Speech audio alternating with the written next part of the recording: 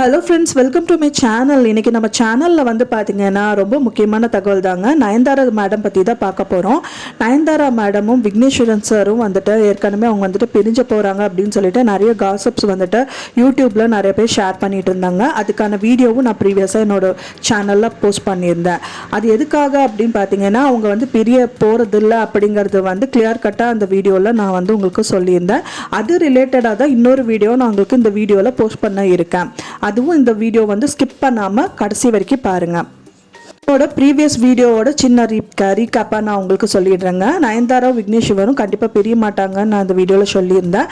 அது எப்படின்னு பார்த்தீங்கன்னா, ஃப்ளூட் வாசிக்கிறவரை அவரே வந்து இன்வைட் பண்ணி நயன்தாரா மேம்காக அவர் வந்து வாசிக்க சொல்லி அவங்கள கேட்க வச்சுருக்காரு. அது மட்டும் இல்லாமல் வந்து அவங்களோட குழந்தைகளோட ஃப்ளைட்லேயும் ட்ராவல் பண்ணியிருந்ததாகவும் அந்த வீடியோவில் நான் ஷேர் பண்ணியிருந்தேன். இப்போ நான் சொல்ல போகிற தகவல் என்னன்னு பார்த்தீங்கன்னா, நயன்தாராவும் வந்து விக்னேஸ்வரன் சாரும் வந்துட்டு ரொம்ப மோஸ்ட் லவ்வபிள் கப்பலாக தான் இப்போ வரைக்குமே வந்துட்டு இருக்காங்க. இன்னொன்று என்னென்னா, அவங்க ரொம்ப பிஸி ஷெட்யூலில் வந்துட்டு அவங்க பேபிஸை வந்து பார்க்க முடியாமல் அவங்க இருந்துட்டு வராங்க. அது விஷயமாக தான் இந்த வீடியோவில் உங்ககிட்ட ஷேர் பண்ண இருக்கேன்.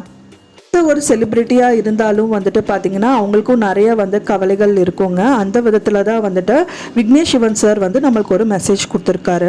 என்னன்னு பார்த்தீங்கன்னா வந்து, அவங்களோட மகன்களை வந்து பிரியறது வந்து ரொம்ப வலி கொடுக்குது அப்படிங்கிற மாதிரி அந்த மெசேஜ் இருக்குது. அது என்னன்னு பார்த்தீங்கன்னா, தனது மகன்களோட புகைப்படங்களை வந்து விக்னேஸ்வரன் சார் தன்னோட இன்ஸ்டாகிராமில் வந்து பதிவிட்டிருக்காரு. அது மட்டும் இல்லாமல் அவர் என்ன சொல்லியிருக்காருன்னா, மலேசியாவில் வந்து படப்பிடிப்பு நடந்துட்டு இருக்கு ஃப்ரெண்ட்ஸ். அது முடிஞ்சது விட்டது இந்தியாவுக்கு திரும்புகிறாரு அவர் அப்படின்னு சொல்லியிருக்காரு. மற்றும் சிங்கப்பூர் மற்றும் மலேசியாவில் ஒரு மறக்க முடியாத படப்பிடிப்பு அனுபவத்துக்கு பிறகு அவரோட உயிர் மற்றும் வந்து உலகத்தை வந்து காண இருக்கிறதா அவர் சொல்லியிருக்காரு. வீடு திரும்புகிறேன், அதுக்கப்புறம் பல வாரங்களாக வீட்டில் காத்திருக்கிற அன்பை வந்து ரொம்ப நாள் என்னால் வந்து பிரிஞ்சிருக்க முடியாது அப்படின்னும் அந்த பதிவில் வந்து அவர் சொல்லியிருக்காரு. அப்போ கொடுத்த தகவல், ரெண்டாவது தகவல் மூலிமா அவர் எந்த அளவுக்கு வந்து ஃபேமிலி குழந்தைங்க மேலே அக்கறைப்பட்டுட்டு இருக்காருன்னு உங்களுக்கு தெரிய வரும் ஃப்ரெண்ட்ஸ். நான் சொன்ன இந்த தகவல் உங்களுக்கு பிடிச்சிருந்தா லைக் பண்ணுங்கள், உங்கள் ஃப்ரெண்ட்ஸுக்கெல்லாம் ஷேர் பண்ணுங்கள், சப்ஸ்கிரைபும் பண்ணுங்கள்.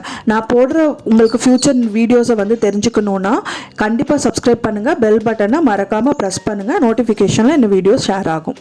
தேங்க்ஸ் ஃபார் வாட்சிங்.